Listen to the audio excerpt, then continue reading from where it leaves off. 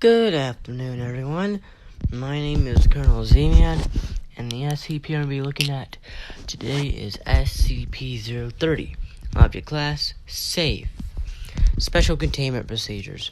SCP-030 is to be held at Site-17 within a modified humanoid containment cell.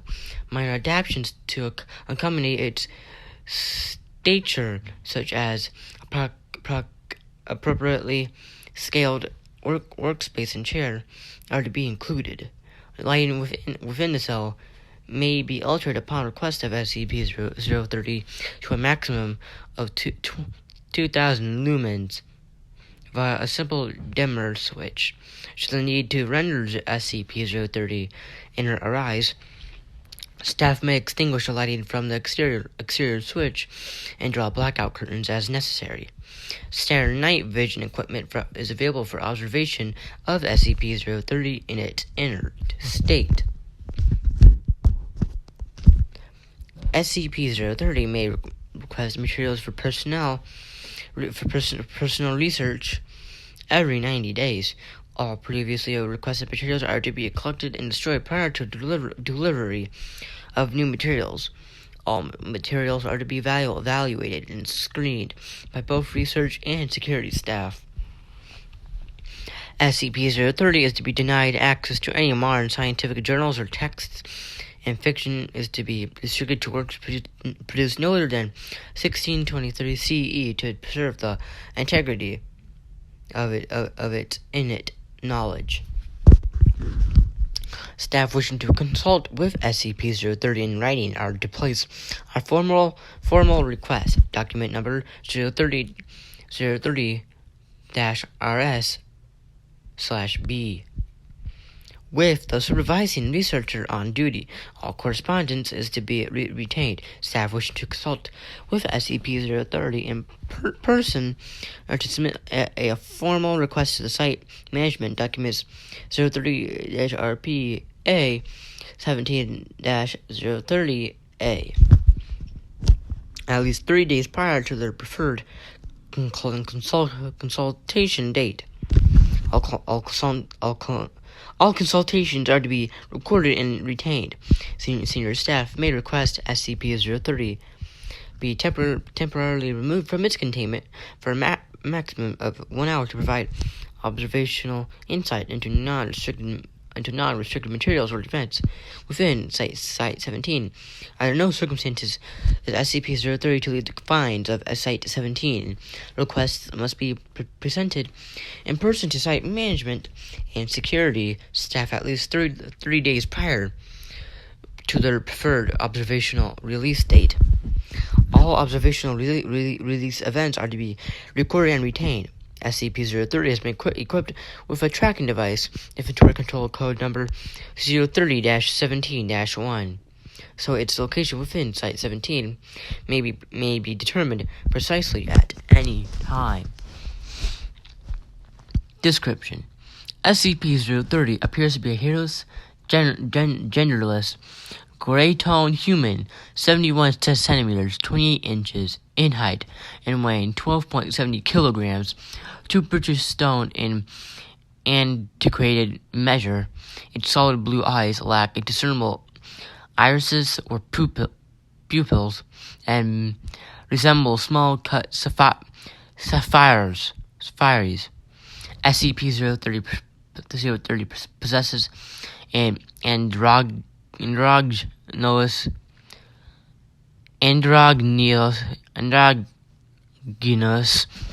voice, I don't know how to say that word, with a pronounced English accent, not currently identifiable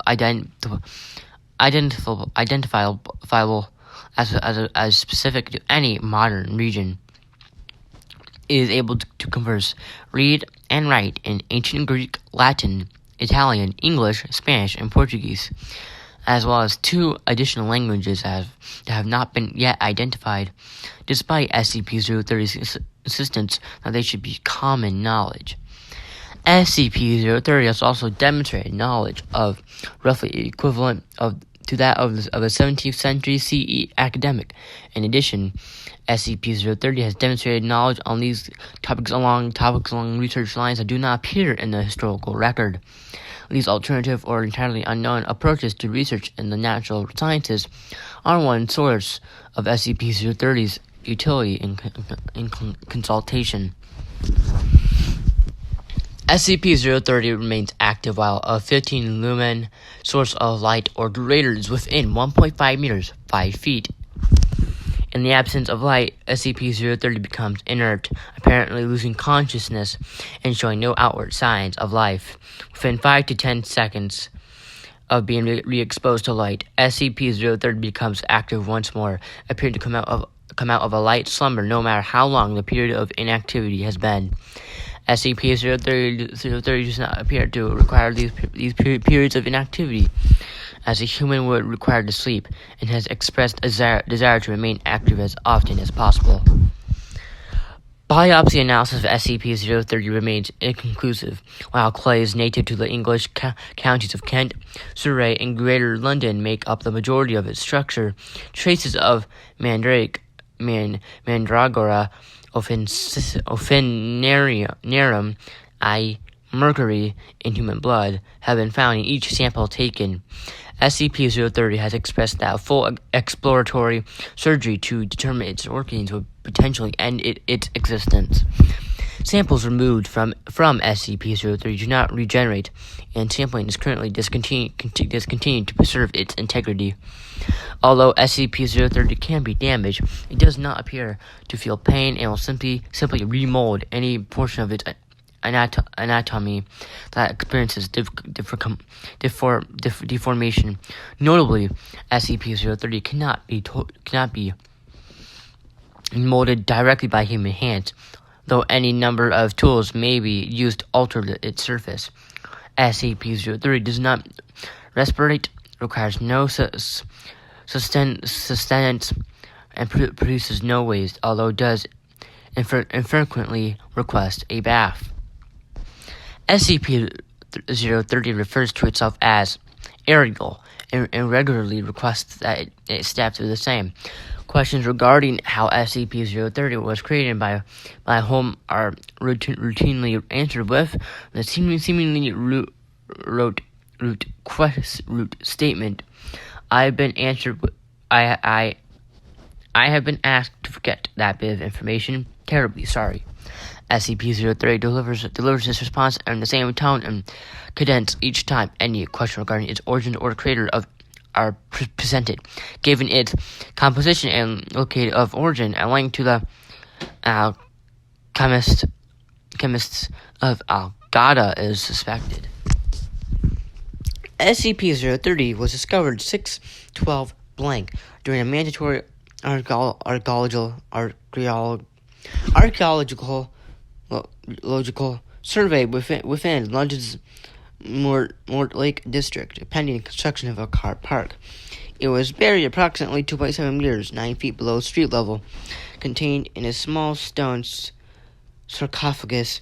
The sarcophagus bore no markings and was assumed to be that of a deceased infant, as additional graves were discovered in the survey area.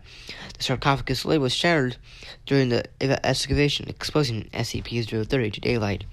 Upon being struck by the sun's rays, SCP-030 roused from its inert state to one mild activity within a few seconds, starting. Good afternoon to the assembled construction team. A member of the Foundation's Greater London Recon Force was summoned within hours and took the specimen into custody without resistance. The limited number of witnesses were given amnestics and released. Addendum 1. Document 030-C. Security logs for SCP-030. 9/14 blank. Tracking system installed for SCP-030. 12/11 blank. SCP-030 reports malfunction of its own tracking system. Repairs complete within 6 hours. SCP-030 offers to assist but is refused for security purposes. 3/13 blank. SCP-030 completes 18-week seminar on unknown language alpha. SEPFR. I think that's how I say that word. 5. Staff researchers are considered fluent. Lexicography transmitted to 05-blank. 7-2 blank. While in consultation, researcher blank inadvertently makes several remarks regarding photovoltaic technology. Consultation ended before the researcher can substantively elaborate. 8-12 blank. SCP-030 requests a supply of magnesium and indicates it intends to ignite samples inside the light produced. Request denied by researchers. 11-14 blank. Incident 030-1. Using only what appears to be standard potting soil, ginger, zingiber of fentanyl, a 72-gram sample of rutilated quartz, and a 23-centimeter line of coiled copper wire, SCP-030 produces an object/device capable of emitting notable levels of direct ultraviolet light through unknown means. Device is confiscated. Effects not currently replicable without direct intervention from SCP-030. Researchers currently in consultation to determine if this line of SCP-030's research will be permitted to continue. It is speculated that SCP-030 may be working towards an alternative and possibly anomalous manifestation of the photoelectric effect after receiving only minimal information regarding its existence. All research by SCP-030 is suspended and materials removed pending review. Okay, that was SCP-030. This concludes our lecture for today. Thank you for listening, and you are dismissed.